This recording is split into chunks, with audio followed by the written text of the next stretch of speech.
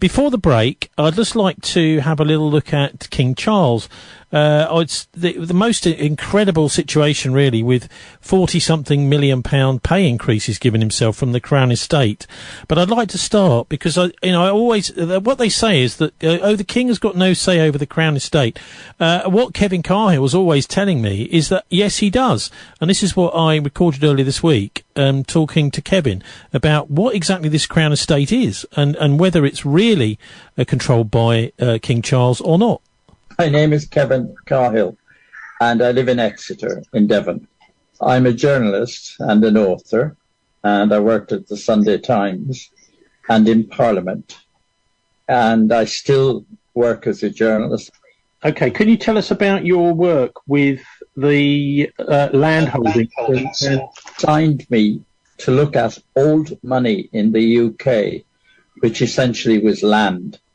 So I did all the land stuff and eventually wrote the first book on land ownership that actually names the landowners. This was the difference between my book and anything else that's been written. I named all the landowners, and I named the size of their estates from the second doomsday, which had been lost. Extraordinary how a country can lose a whole doomsday, but it had. So I then wrote another book called Who Owns the World? And finally, I wrote a book called Who Owns Ireland 2 years ago. One of the most interesting things about this is the Crown Estate, isn't it? And the King Charles last year and this year has awarded himself enormous pay rises. Yeah, I mean, it's a complete anomaly. The King Charles III, remains, because nobody's changed anything, the largest landowner, legal landowner on earth. He owns, through the constitutions, Canada, Australia, New Zealand, and all sorts of places in the Caribbean. He is the ultimate landowner, and nothing has been done to change that. Now, in the UK, again, because freeholds are not ownership. Most people don't know that. Freehold in the United Kingdom is a leasehold from the Crown, ultimately. So the person, you think you own your house and you say, I have the freehold, you don't own it. The Crown owns your house. Yeah, but that's so nominal, surely. I mean, the idea that anyone who owns land in Australia, New Zealand, etc., the King's not going to come and claim that, is he? No, the claims are, they're not unenforceable. In Canada in particular, which is very odd, the Crown ownership is ruthlessly enforced by the Canadian government, which is weird. In Australia, it's more shaky. The Australians are not formally querying this setup, but there are a lot of questions being raised in Australia about, how the indigenous land was taken from the indigenous people and how it's all wound up in the hands of the British Crown, 12,000 miles away. Okay, so can you tell us a bit about the Crown Estate? Where does it sit between private and public? The Crown Estate, again, is a complete anomaly. It acts as a private estate, but pretends it's a public corporation. It doesn't pay the normal taxes. The other thing is it distorts the position of the Crown, because the Crown Estate, in effect, means the largest landowner in the United Kingdom is the King. And that's completely unbalanced. The rules are not applied to him. They're not applied to the estate. And huge amount of income from the public goes to the Crown. And King Charles will say it's not actually his land, that this is some sort of arm's length business that he doesn't control. It's not an arm's length business in the slightest. The papers I fished out in relation to the Crown Estate in London, I mean, they were actually the Crown Estate was deciding the colour of the front doors on part of its estate, and deciding which bits of London to buy and which bits of London to sell. in the early stages of the coalition government in 2010, the Tories transferred the ownership of the Crown estate quite formally to the Crown. So now there's no confusion.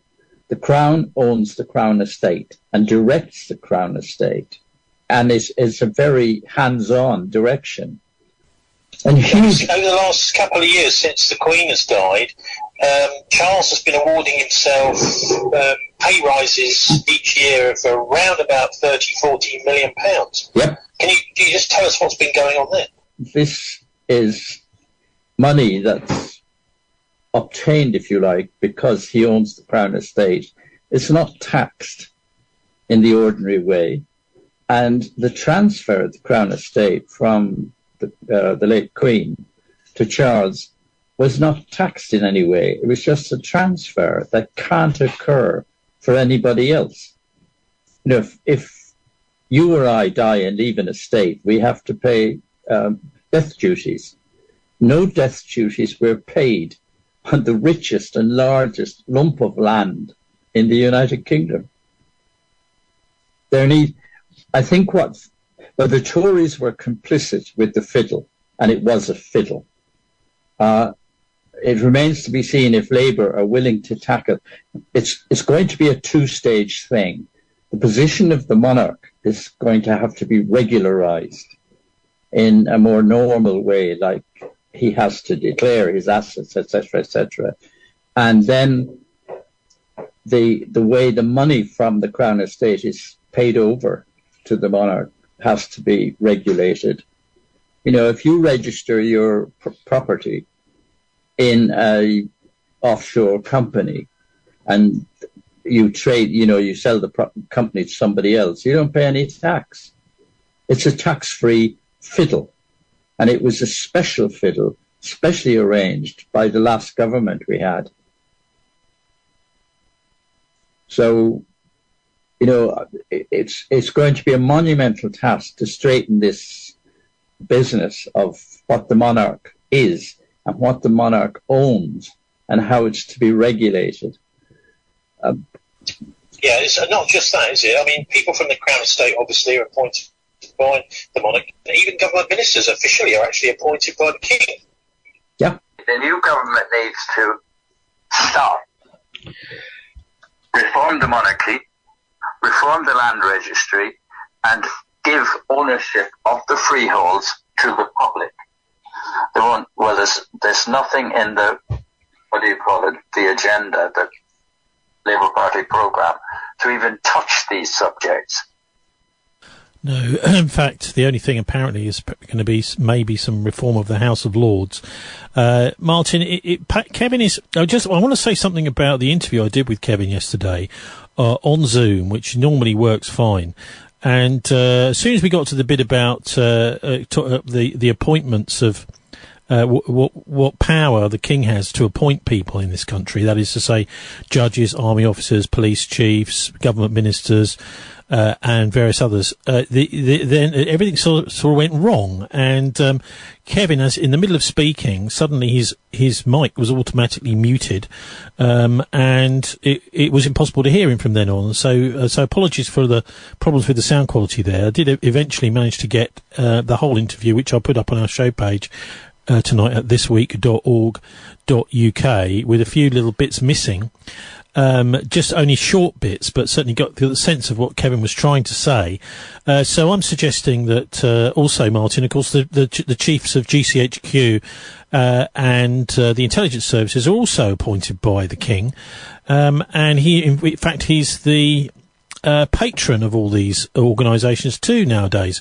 So he takes a great deal of interest. In fact, one of the other organisations that he's involved in appointing people to is the BBC. Now, we're supposed to believe that actually it's the government that appoints these people, but we've got a very pliable government now who will just give a list of people to the king, or take a list of people from the king, and then they will decide amongst one of the people that the king wants to be in charge. And I know, I don't know what you make of the Martin, of the situation with the Crown Estate, but certainly the king seems to be, to me, a fascist who's actually wielding an immense amount of power these days. It's something that his mother was much more sort of laid back about these things and would let the government take the lead.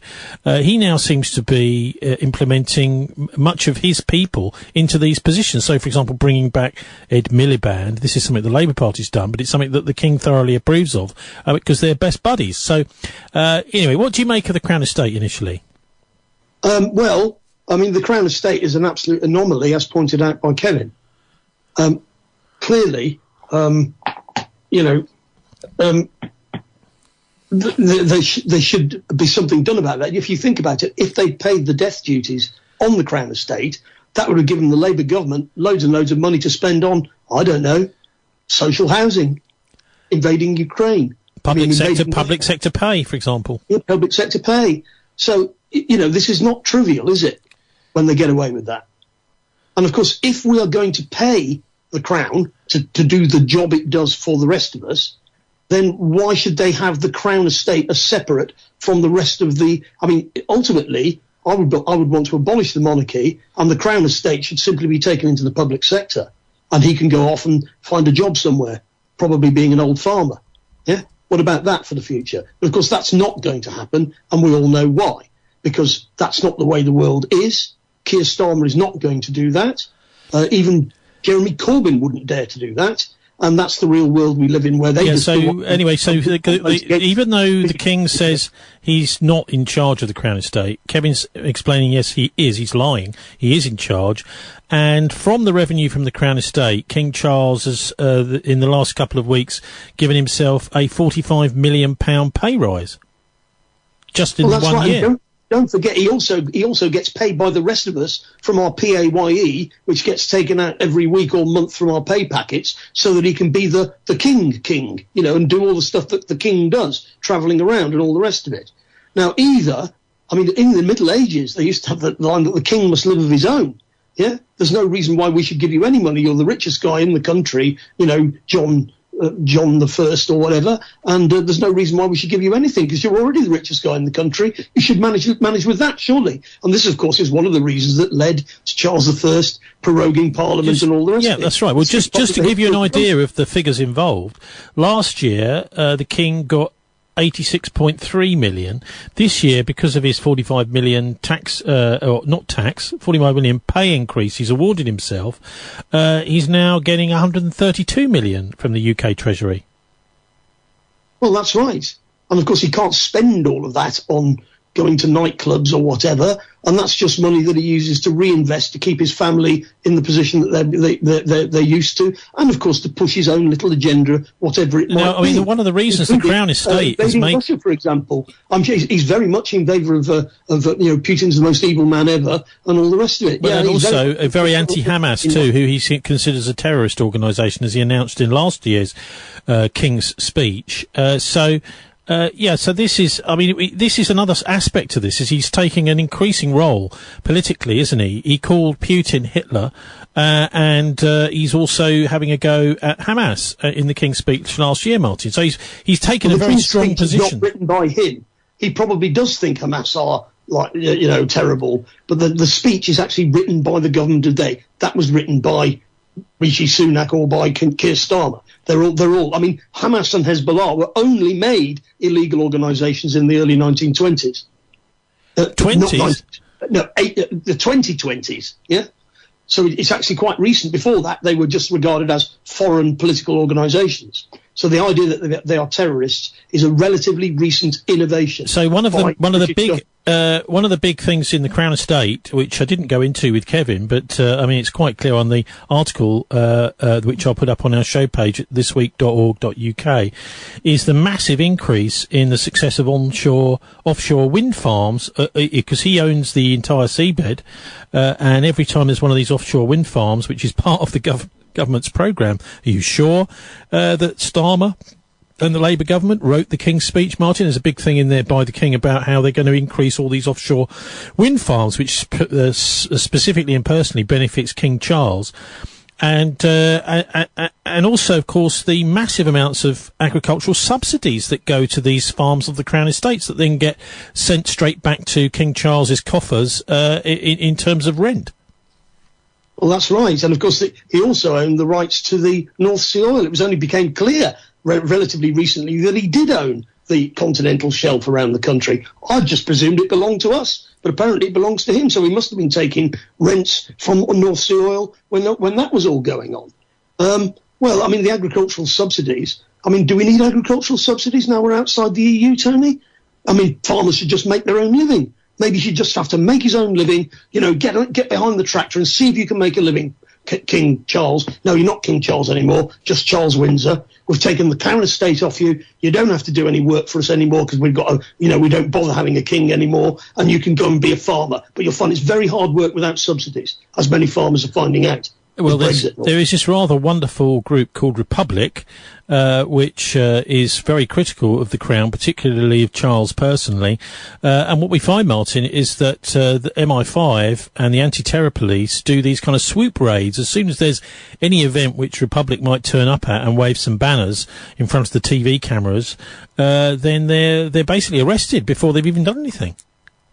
Well, that just goes to show, Tony, the repression of the political opposition here in Britain, which means all of our elections are invalid because of the repression of the political opposition. There's loads of people who've got positions against Starmer and against the king, but they get persecuted and pushed into prison and messed around with. It's far worse than Russia, isn't it? Where in actual fact you've got lots of different political parties. The Communist Party being the main opposition party in Russia, who are pushing Putin to take a harder line. Mironov, who's the head of Fair Russia, this week was saying if they're going to start bombing the Zaporizhia nuclear plant, we need to assassinate the people making those decisions. And Putin is saying, well, Putin's saying nothing. But that's what the pressure Putin is coming under from the opposition in Russia, is that we need to take a harder line with people like King Charles, Starmer, Biden. These people, we need to start topping them. Now, that's not what Putin's saying nothing. But talking about whether we have free elections or not, how free are our elections? And the answer is not very free at all. You're absolutely right. Particularly with the suppression. If Putin had got 50% in the first round, it would have gone to a second round. Particularly with the suppression of Galloway's Workers' Party in the last election was absolutely horrendous. Well, that means we don't have to accept the election results at all, do we? Yeah, I mean, for example, not even listing them. When newspapers are printing lists of candidates, Galloway's Party's not even mentioned by the newspaper, even though they're standing candidates. They stood 150 candidates, and many of them were just got no press coverage whatsoever. So that's a way of making sure. In other words, according to the argument made earlier, there's no legitimacy to British elections at all. And foreign states don't have to recognise our government as legitimate. And, of course, they can call for the assassination of the leaders of our state, as Western politicians frequently do of the leaders of the Russian state. You can see the Russian middle class ain't very happy with this attitude towards them. And they're quite powerful these days. They've got one, a big middle class. They never used to have one. They've got one now. And they know everything we do. They all speak English. They watch all of our TV shows and radio shows. They travel. They know what goes on. But people in the West, they don't know what goes on in Russia. Most of them have never been there and got no idea what modern Russia's like at all.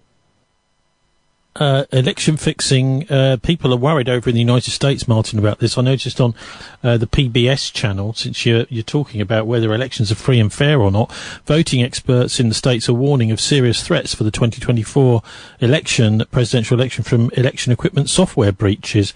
An effort to access voting system software in several states and provide it to allies of one political party or another, as they sought to overturn the results of the 2020 election, has raised serious threats ahead of the presidential contest, according to a group of experts who urged federal agencies to investigate. Well, I'm not sure if that's much point in the federal agencies investigating it, because they're part of the people who are fixing these elections. The letter sent by nearly 24 computer scientists, election security experts and voter advocacy organisations asks for a federal probe and a risk assessment of voting machines used throughout the country, saying the software breaches of urgent implications for the 2024 election and beyond. The breaches affected voting equipment made by two companies, together count over 70% of the votes cast across the US, according to the letter. I'll put a link up again to that one on our show page at thisweek.org.uk.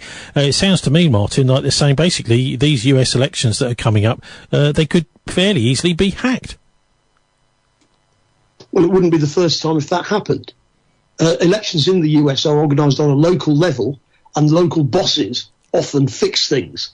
Like Texas voted for JFK and Lyndon Johnson, because Lyndon Johnson was the big boss in Texas, and he made sure that Texas went Democratic, which is why he was put on the JFK as his vice president. So fixing elections is as American as apple pie.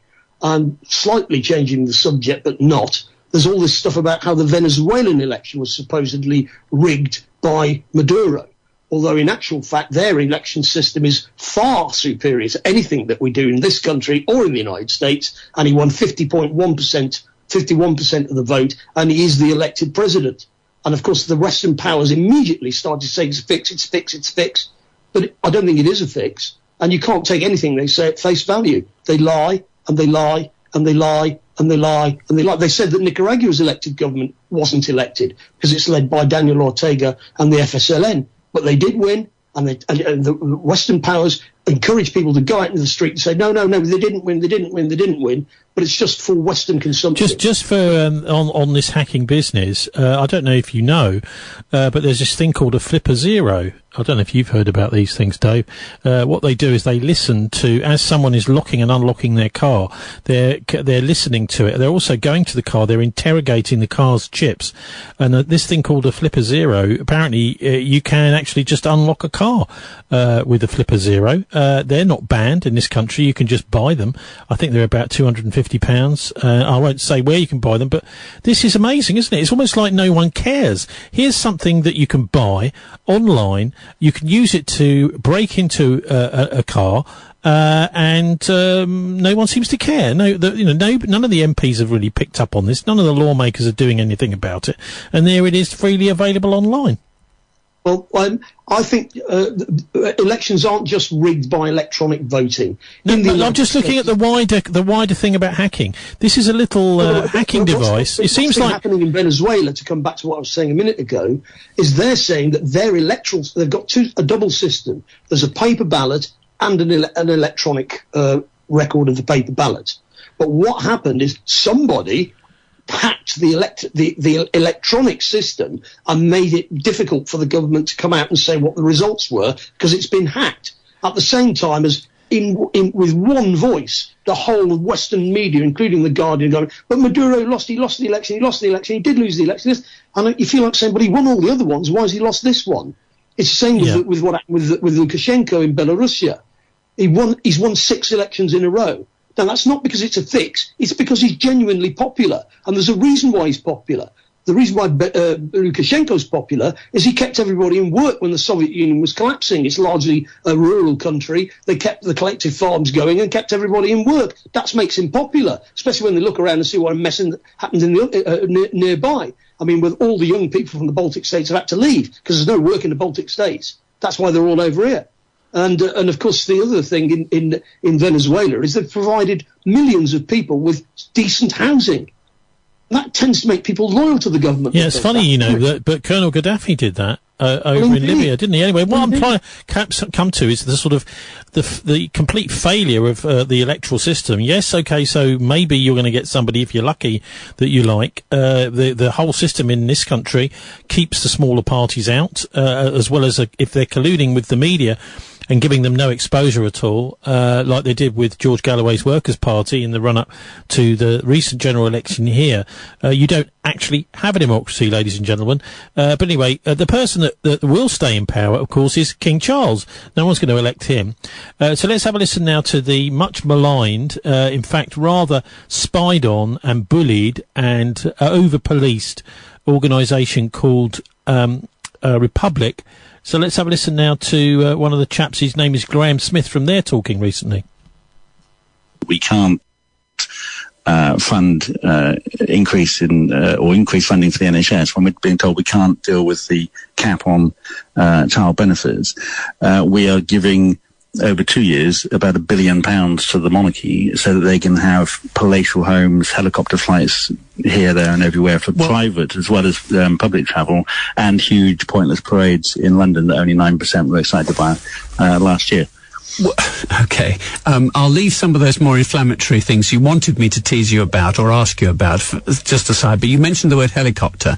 I read within this data dump from overnight, 2 new helicopters are going to be procured for official use. They argue it's going to be more efficient to do that, presumably, than to use many leases or private things. Is that something you can see there's a common sense approach there?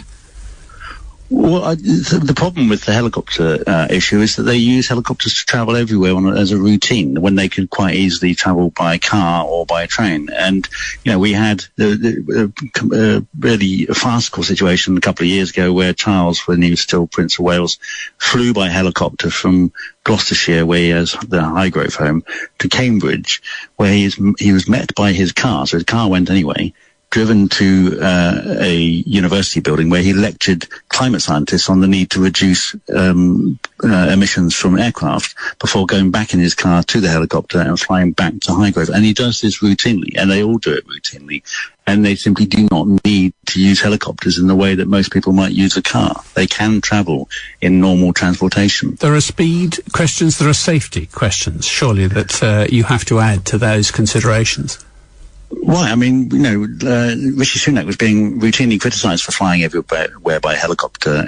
But he had an argument, didn't he? As Prime Minister, he was trying to cram in 10 appointments each day. Indeed. That's the Prime Minister. He has a real job. Charles doesn't cram in 10 appointments each day. If you look at his calendar, well before he was unwell, it was, 1 appointment, maybe 2 appointments in a day in the same place usually, and then days and days without doing anything. He's not busy. He doesn't need to get around that quickly.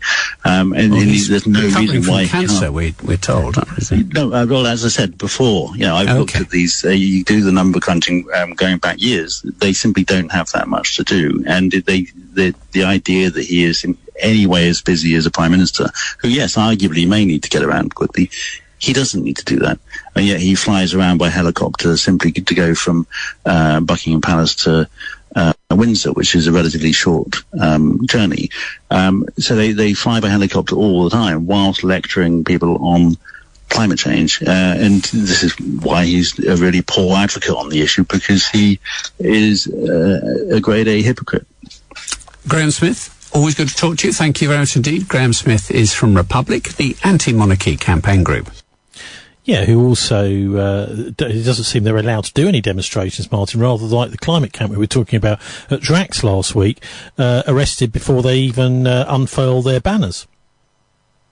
We all know, presumably many people who listen to this show know, that the world ain't what mainstream media says it is. But I don't think, from my point of view, we should get too obsessed with the monarchy, because they're not the real power. The real power isn't them, it's other people. Well, I think the real power is them, as we've just been talking about. They appoint the police chiefs, they appoint the army officers, they appoint the government ministers, they appoint the judges. And I say they, I'm talking about him. King Charles, and as I don't know if you remember from last year, where there was that ridiculous situation at the Cenotaph, where King Charles marches into the Foreign Office after the ceremony's finished, followed by David Cameron and Rishi Sunak, and the next morning it's announced that David Cameron is going to be our Foreign Secretary. Seems to me that this guy is absolutely decided he's going to be in charge and he wants to run things. Anyway, David Halpin, I spoke to him a couple of weeks ago, and he had some interesting things to say about, he doesn't believe that King Charles has cancer. There are certain obvious red lines, like, for example, a death certificate must be signed by a doctor. Yes, well, that's different. That's changed since our legislature, the House of Commons, has passed, meant to be with the sunlight clause. There's meant to be an end to it. It's meant to be discussed again after 2 or 3 years. But I understand that the certification for cremation and death certification has changed.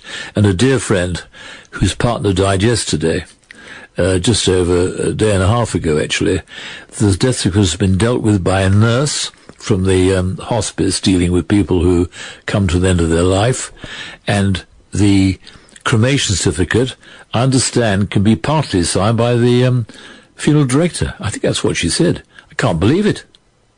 It used to be 2 doctors And as a young doctor, I had to sign, I don't know if it was part 1 or part 2, I can't remember, but we had to see the corpse.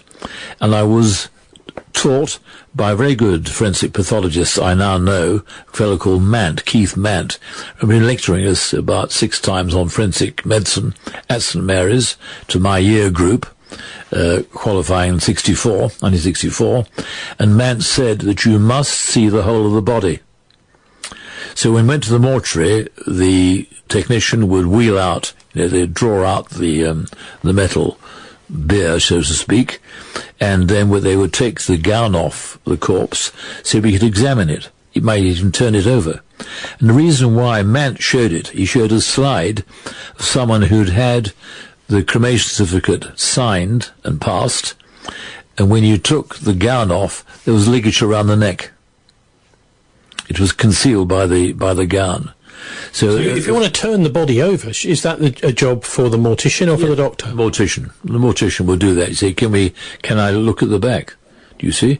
You see, things like this, you see, and it applies to the Kelly case as well. I could go into the detail of that.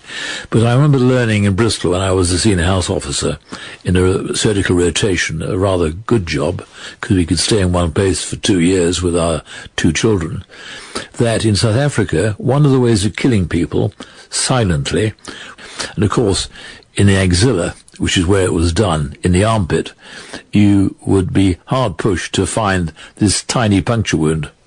Well, if you lifted up your arm, you might even find somebody's number if they'd been in the SS. It would be tattooed on there. Is that right? I didn't know that. I didn't know that. If you ever saw any of those, David. Yeah. But, I mean, we're talking here really, aren't we, about a breakdown in law and order, I suppose. Exactly. So this is what happens if a nurse comes in and she's told, we'll just put this on the death certificate. And we spoke, didn't we, last year about the death of the Queen. In fact, I think it was 22. Yes. And about the suspicious circumstances around that death certificate where the doctor had said on there, even though you're not allowed to put this, they'd said she died of old age. I know, and it's happened recently. Here, in this parish, 300 yards from where I was sitting, a lady died. I won't mention her name now. She was quite elderly, but she was very sharp in her mind, a bit awkward of personality, but she had a cancer. She'd been jabbed, she'd had the boosters as well, and I'm pretty sure she had a bone marrow cancer. The plasma cell tumour in her spine. She called me in desperation because she wasn't getting any help from the practice. She was seen initially by a doctor, seen and examined. He said it's muscular. Her pain continued in her spine when she moved sharply, and she then had 3 telephone conversations about analgesia. You find this is happening. People are being advised to change, perhaps to up the dose, or to have a more powerful analgesic, painkiller, and this was what was happening. So she called me after 3 weeks because she was in severe pain. So this is about dealing with the symptom rather than the cause.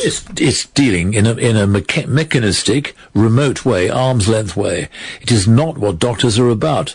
Doctors should see a patient face to face, and when they examine a patient and put their hands on a patient, that actually helps the healing process. Patients feel lightened by having a doctor touch them. That helps. And they also help by having a doctor concentrate his whole attention on the patient. Sometimes in my clinics in the health service, people will say to me, it's very easy talking to you, Mr. Halpin. So that's music to my ears, because I was listening to them. And in listening, you can make the diagnosis, like I said, in 2/3 of cases, without any blood tests or scans or the rest of it. Now, this lady, what was her death certificate? How was it signed? Remotely, I think. You know what it said? Frailty due to old age. If I put that down on death certificate, if I put down old age, when I did it once actually as a young doctor, probably in the hospital, probably as a house physician or house surgeon. And that's really, you're saying, I don't know why this person's died. They were very old and frail, which is what they said about the Queen, really, effectively. But the thing is that would not have been tolerated. The registrar of deaths would have phoned me up and said, it happened to me. You cannot put that down. You have to have a diagnosis like bronchopneumonia. Now, my friend, house partner, friend of mine too, he died yesterday, probably with bronchopneumonia. but he had congestive cardiac failure. That would have been as well on the certificate, and probably also it may have been that he added a tumour. He was wasting to a degree. But we're dealing with a mechanistic, careless approach, and I say that to care is the most important characteristic of any worthwhile society, and to generalize, people care less.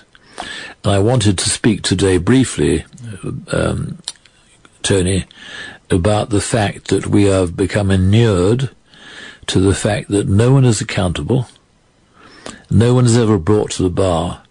I've been reading John Pilger's book. He wrote so much, as you know, and made about 70 films. He died about 6 months ago now, and sadly he was sucked into the COVID thing as well. Did you know that? He was promoting it. Okay, but before we talk about Pilger, let's just go back to the Queen for a moment, because it was very disingenuous, and in fact it's a lie to say that she died of old age. She was being treated for something, quite clearly. She had marks on her arm that showed that she'd been being treated in some way. She had had blood tests taken, hadn't she? She'd had blood taken. She had, I think, we discussed this, she had bruising or something similar above her right wrist, and we imagine that she had some blood tests taken. She was being attended by a GP who they favoured in the Balmoral area. I forget his name now, but he signed the death certificate. but that certificate, which I think used the term old age, would not have been tolerated when I was a young doctor. Well, it's another aspect to all of that. I mean, because I think there's something has to be said about all this, is the way that the previous king, George V, I think it was, who was succeeded by Edward VIII, the Nazi king, he was his doctor, it was published, I think it was in the 1990s, in his doctor's memoirs, he made it quite clear, well, Edward had encouraged me to dispatch him because he was a sort of in the way kind of character. He wasn't well. You told me that. He wasn't well, but this thing is known in the royal family that if there's an elderly royal that's in charge, and the new kid on the block, in this case Prince Charles, now King Charles, comes along, it's not unheard of for them to just say, well, can you just get her out of the way? Well, but I thought his appointment was very long delayed, wasn't it? And now he has cancer. We have also spoken about the possible doubts over that, but he's now off to Samoa with cancer, and along with Camilla too. So I look at that whole business and think, well, look, you don't really like doing these public duties. The cancer is quite a handy cop-out. He doesn't look to me like a chap with cancer. His daughter-in-law does. Just by looking at somebody? Well, yeah, I know. This is a broad brush, but he doesn't look to me like a man who's got a cancer. Do people slow down, or what sort of signs? Well, no, there's a colour about them. Do you know? I remember a German nurse who worked in Paynton Care Home, I think. She said to me, "Now you can smell cancer, Mr. Halpin." Now, I have a very poor sense of smell, but she said she could smell it. And I know why, too. Actually, I'll tell you that in a minute. But I know that dogs can smell cancer. Do you know that? They can. And the reason why you can smell cancer is that many tumours undergo necrosis, death, within the mass of the tumour. And that is like the smell of death, dead tissue. So that will be in the bloodstream, and maybe even the sweat. So although I would like to know more about that, the chemistry of it, I can imagine that is true. I mean, in a normal world, you might think that one of the first things in any kind of cancer diagnosis clinic would be a beagle sitting there ready to sniff you as you came in. Yes, but the thing is that you see that all these things, the cart's put before the horse all the time. You see now people, you know, now they're talking about blood tests to detect cancer. Well, you can do that, you see. But I'll tell you one case. I had one of my many good mentors was Robin Ling up at Exeter. He, in fact, designed with an engineer the Exeter hip, which is used apparently in about a third of all cases worldwide. Robin had some urinary trouble. He had a thing called a PAS. Do you know what that stands for? Prostate-specific antigen. PSA, sorry, not PSA, not PS, PSA. It picks up in the blood test that the patient is making antigens against the tumour, prostate tumour. His was normal. So I think he was reassured. I can't remember the circumstances, but the fact is that he had a very active prostate cancer, what we call anaplastic. It was the cells would have been primitive, and it was growing fast probably, but this doesn't produce the antigen which the blood test tests for. So there was there was an aura of security when there wasn't. He ended up, in fact, with radiation to the prostate. That damaged his rectum. He had fecal frequency, and he ended up with an ileal loop. That is, they had to divert this large bowel into the ileum and bring it out in the front of his tummy. So, and he had a terribly rough time. Not treated very well at all, poor Robin. Well, what make of this, we hear on the news, the BBC raging about the idea of a new vaccine against cancer? Well, that raises the issue. It's a rather broad-ranging interview, this. But Fergus Walsh comes on. He's a rather rat-faced chap who comes on. He's a health correspondent or some similar title like that. He's always got some new thing to talk about. Usually there's been no proper controlled trial, and it's just distracting people with the idea that medicine has all sorts of clever tricks to help them, rather than getting your weight down or having nourishing food cooked at home rather than being a mini meal in some damn supermarket. He seems to know how to read out a GlaxoSmithKline press release very well. He made it. Is that so? Well, I'll tell you why. Do you know what his wife does? She was a GP. I think her name is Bernadette. She's a CEO or something like that in the Benelux countries for SmithKline French. And I wrote to him once saying, would you please announce your conflict of interest when you're talking about medical matters on the BBC? Of course, I get no reply from the BBC, ever. That's why there's about 50 references to the BBC on my website, which is Halpin, DHALPIN .infoaction, INFOACTION.org.uk. There's about 50 references to the health service, same number for community hospitals, same number for Dr. Kelly, who is yet to have an inquest 21 years after his unnatural death. That's a sign that we are living in a lawless country, with lawless people running it, Sunak heading it up previously, and now a frank fascist running the so-called Labour government. So that's the one and only Dr. David Halpin, retired, now living down in Devon, and some interesting stuff, particularly about he's diagnosed thousands of people for cancer. He's one of those people that actually that's part of what his job was. Is finding out what's wrong with people, and he's saying, that's interesting, isn't it? I mean, no one, of course, will listen to David Halpin, except you and I. But I suppose his main point, Martin, really is about the demise of healthcare and things like basic changes to the rules about death certificates and inquests. Well, obviously, I mean, that was a very wide-ranging discussion across a large... Yeah, and there's more where that came from as well. So I'll put a full link, a link up to the full version of that interview, which is best part of an hour, on thisweek.org.uk tonight. But yes, wide-ranging, and we go wherever the conversation takes us, I'm afraid. But anyway, what do you make of this problem that we now seem to have, particularly post-COVID, with the rules really being changed around death certificates and inquests? Well, obviously, I'm not a medical person, so I don't know the full detail. But what I am, I'm just an ordinary punter, and I cannot get a National Health Service dentist, and I'm not the only one. When I was a child, dentists used to come into the schools and check everybody's teeth. Now, unless your parents pay for it, you can't have dental care. Do you think maybe some of the that's the basic thing. Some of the $2 billion or so from King Charles might be able to pay for that, mightn't it? Yeah, well, we could stop the war in Ukraine. We could stop supplying weaponry to the Israelis. We could, having bailed the banks out, we could nationalise the banks.